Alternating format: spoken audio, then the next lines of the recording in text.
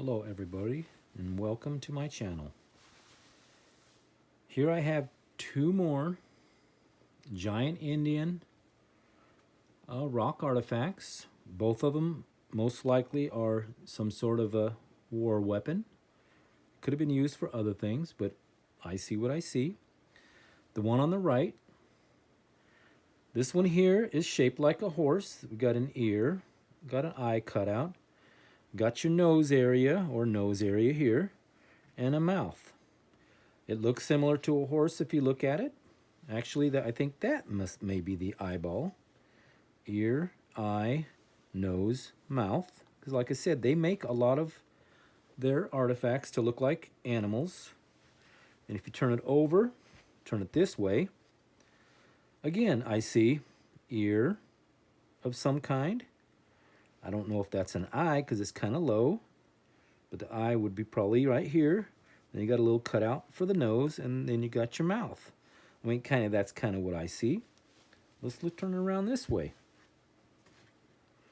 This one's a little more defined. It looks like that's an ear, an eye, maybe some kind of nose, I'm not sure, and mouth. So there happens to be another animal, and this is the first side we looked at. Possible that could be some sort of an animal.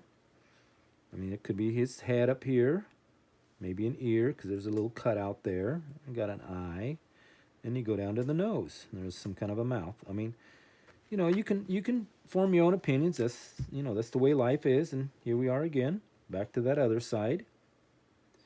Turned over. Ear. Eye. Hey, it looks kind of like a little circle there. Eye, nose, and then the mouth area.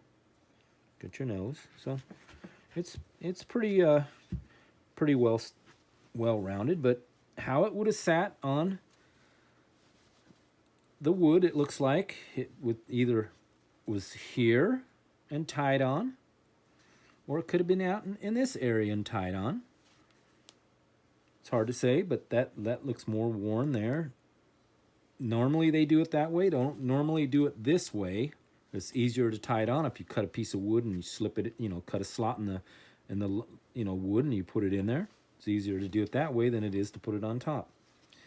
Seeing as how it's still patinaed on here quite a bit and not down here in these two areas, that it's possible it could have been hooked on this area or this area, or they could have had a double branched tree branch even holding it up. It really is, they were pretty innovative. They got, did pretty well with their innovations.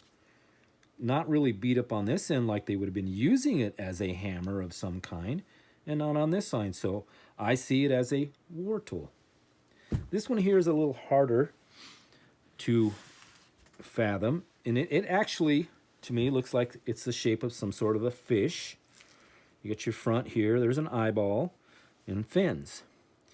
Now this one's very sharp. I mean, this even will cut my finger if I was to push down on it hard enough. Lots of sparkles in it too, like gold or something, maybe Formica.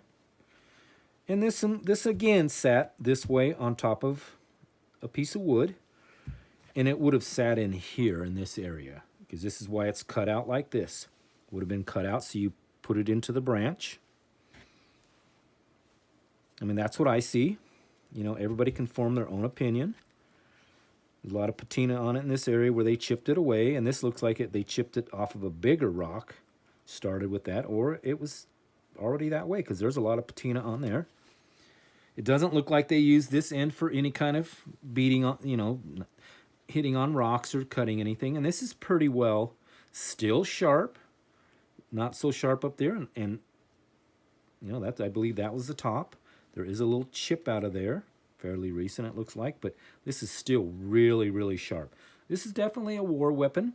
You may not see that, but I don't see a normal size Indian using this for war. I see a giant Indian using this for war. It is very heavy. I don't know I didn't weigh this one, so I don't know. And this also very heavy. It was used as, I'm going to say it, a war weapon by a giant Indian, maybe a giant red-headed Indian. But that's what I see. Thank you very much. Look, Leave a comment if you need answers, and like and subscribe.